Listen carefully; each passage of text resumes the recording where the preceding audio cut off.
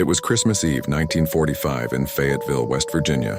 The Sodder family, George, Jenny, and their 10 children, had finished decorating their home for the holiday. Laughter filled the house as the children played with new toys and hung stockings by the fireplace. By midnight, everyone had gone to bed except for the older children, who stayed up a little longer to enjoy the lights on the tree. Then sometime after 1 a.m., everything changed. Jenny Sodder woke suddenly to the smell of smoke.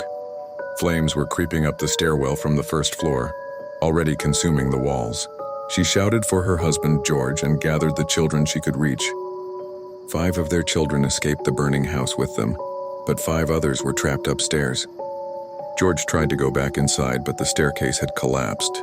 He smashed a window, cutting his arm, and attempted to climb to the second floor, but his ladder was missing, and his trucks, which he had planned to use to reach the roof, would not start. Within minutes, the house was engulfed in fire. By morning, the home had burned completely to the ground.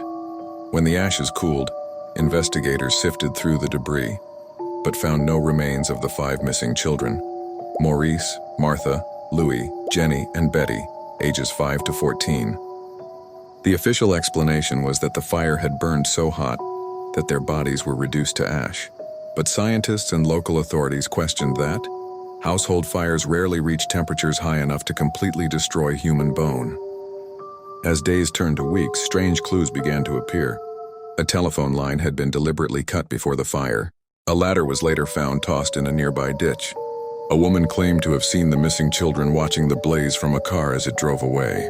Others reported sightings of the Sodder children across the country, at a motel, in a diner, even at a convent. None of the leads could be proven, but each one reignited hope that the children had somehow survived. George and Jenny refused to believe their children had perished in the fire. They rebuilt their lives around finding them.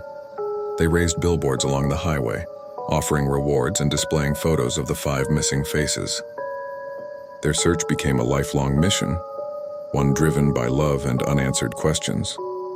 In 1968, more than 2 decades later, Jenny received an envelope in the mail. Inside was a photograph of a young man who resembled her missing son, Louis, now an adult.